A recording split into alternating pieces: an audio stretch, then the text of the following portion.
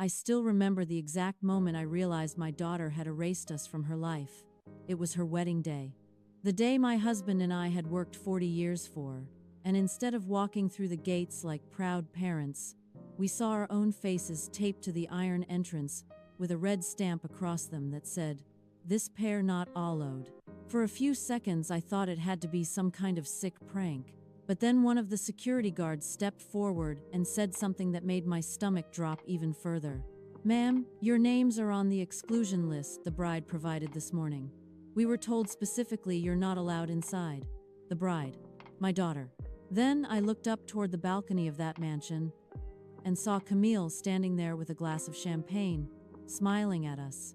And that was the moment something inside me went cold. That morning had started quietly. Too quietly. I woke before the alarm, staring at the cracked ceiling of our small apartment in Queens, mentally running through the final checklist of the most complicated event I'd ever organized. My daughter's wedding, the catering deliveries, the orchestra arrival, the seating charts. I had coordinated everything. The pheasants for the main course were coming from a small farm in Virginia. The linens were vintage French embroidery an old colleague loaned me from storage. The flowers were meadow arrangements with imported orchids because Camille once declared roses tacky. Every detail had been planned down to the minute, and I paid for all of it. I spent 40 years in the restaurant and banquet business. 40 years feeding politicians, celebrities, hedge fund managers, people who tipped more in a night than my husband and I spent on groceries in a month. I was the woman in the black suit making sure champagne stayed cold and steaks weren't overcooked. I never took vacations. Never bought expensive clothes. Never even fixed the leak in our bathroom ceiling. Because every extra dollar went toward one dream, that one day my daughter would have a life better than mine. When I walked into the kitchen that morning, my husband Earl was already there in his gray suit, holding a mug of tea with both hands. He looked nervous. "Vivien," he said quietly, "are you sure we fit in there today?" I squeezed his shoulder. "Earl, we're the parents of the bride, and we paid for every fork on those tables." He nodded, but the doubt stayed in his eyes. The Vance family, our daughter's future in-laws, liked presenting themselves as old money aristocrats. Big estates, fancy accents, family crests. Even though everyone in hospitality knew they were mostly living on borrowed prestige. Still, Camille loved the idea of marrying into high society. So we let her believe it. The drive from Queens to the Hudson Valley took about an hour.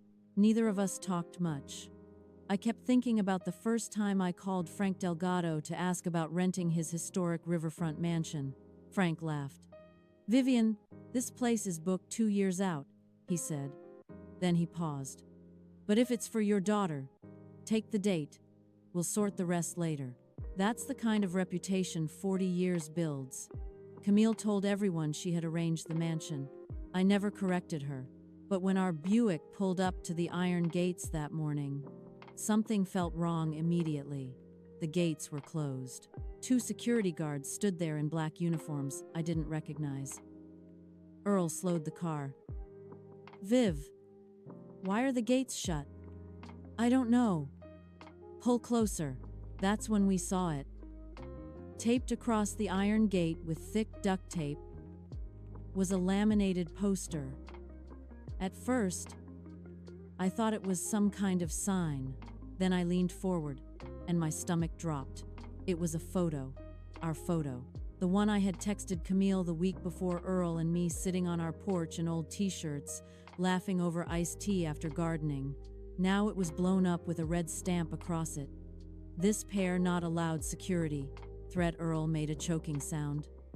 "Vivien, what is that?" I didn't answer, because I had already realized something worse. Only one person had that photo. Our daughter. One of the guards tapped the hood. "Turn the vehicle around.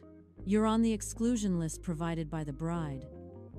I barely heard him, because I was staring past the gates, toward the mansion balcony.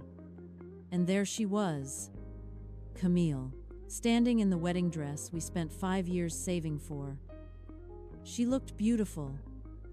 Next to her stood her new mother-in-law, Alberta Vance. For a moment, I expected Camille to panic, to run downstairs and rip the sign off the gate. Instead, she smiled. She pointed toward our car while saying something to Alberta. The older woman laughed. Then my daughter lifted her champagne glass and toasted us. Not kindly, more like someone celebrating the removal of an inconvenience. Then she turned and walked back inside the party we paid for.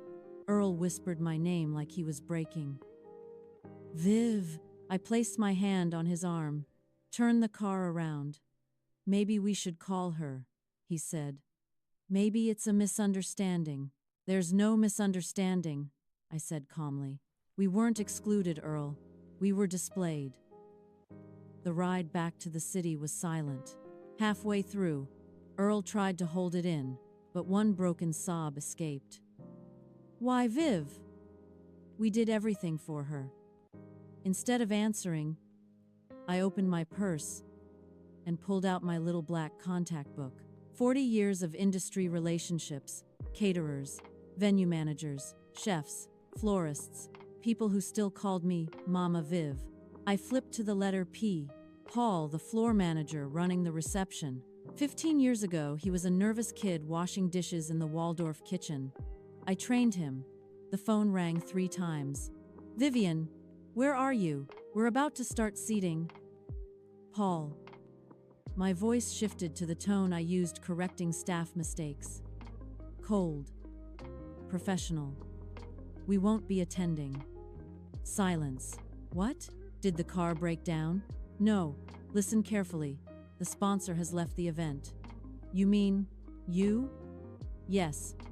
I watched the highway lines slide past. The final payment for the reception hadn't been processed. The account is now suspended. Paul inhaled sharply. Vivien, there are 200 guests. The caviar alone. Switch to commercial mode. He understood immediately. Client absent. Credit suspended. Everything pay as you go. Stop the open bar, I said. Pause the kitchen. Lock the wine cellar. They'll kill me. No, they won't. You're following the contract. I hung up. Earl stared at me. What did you do? I slipped the notebook back into my purse. I stopped being her mother, I said quietly, and became the service provider she thought I was. 20 minutes later, somewhere behind us in the Hudson Valley, the reception began collapsing. Waiters stopped serving appetizers. The orchestra stopped mid-song. Champagne bottles disappeared from tables.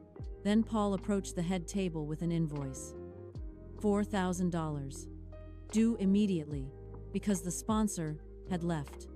Soon after, the lights went out. Frank Delgado, who owned the mansion and lived on the neighboring estate, arrived to investigate the sudden power alarm with 2 Dobermans and his maintenance crew. Guests were already arguing with staff. The Vance family was screaming about invoices. Frank asked one simple question. Who authorized the event without payment clearance? No one had.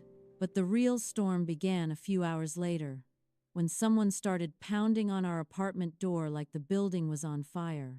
Through the peephole, I saw Camille in a torn wedding dress. Behind her, Julian and Alberta stepped out of the elevator, all 3 furious, all 3 suddenly desperate to talk. Then Camille screamed the one sentence she thought would force the door open. Mom, I'm pregnant. Even Earl froze. But I smiled slightly, because by that point, I already knew something she didn't. I told her to wait. In the kitchen drawer sat a thin beige envelope. It had been there for 2 weeks. When I opened the door again, chain still locked, Camille nearly collapsed against it. Mom, please. Everything fell apart. You said you're pregnant. Yes, 2 weeks ago. That's interesting, I said softly, opening the envelope. Because, according to this, that would be quite a miracle. I slid the paper through the gap. Camille read it. Her face went white. Julian grabbed it. Medical Clinic of Manhattan pregnancy test results negative. The hallway went silent. You lied? Julian said slowly. You lied about the baby too? I thought. You trapped me with a fake pregnancy? Alberta laughed harshly. Oh, this is delightful. Camille turned to me desperately. Mom, please? You took that test in my kitchen 2 weeks ago, I said calmly. And you threw the paperwork in the trash. I found it later. Earl shifted behind me. You were planning a backup plan, I continued, in case the Vances weren't as wealthy as you believed. Camille collapsed against the wall. Julian released her arm like she'd burned him. You ruined everything. Leave, Earl said quietly. Something in his voice made Julian step back. Within seconds, the aristocrats were gone. Camille was left alone outside our door. For the first time all night, she looked small. She slid down onto the hallway floor in her ruined dress. Mom, she whispered, I messed up. And that's when it became complicated. Because no matter what she had done, she was still my daughter. But the girl who taped our faces to that gate, that person was a stranger, she cried quietly. I didn't want to be the daughter of a cook anymore. That sentence hurt more than anything else that night. I know, I said softly. Her head lifted in shock. I've known for years. You stopped bringing friends home at 16. Earl looked down at her. Do you know what hurt most today? She shook her head. It wasn't the sign, he said. It was the toast. You looked relieved. That broke her. I'm sorry, she whispered.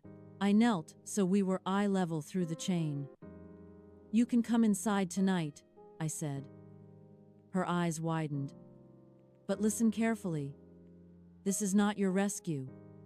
She nodded quickly. You'll get a job, pay rent, build your own life. Yes, and you will never again pretend you're ashamed of where you came from. She wiped her face. Because the next time you try to erase us, I said quietly, we won't just turn off the wedding. We'll turn off the lights permanently. Then I removed the chain. Camille stepped inside. Not like a princess returning home. More like someone who finally understood the cost of pretending she belonged somewhere else. And the strangest part?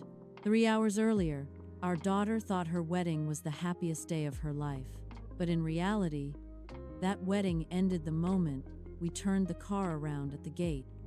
Because karma doesn't always scream. Sometimes it just quietly turns off the lights and lets the lies collapse in the dark.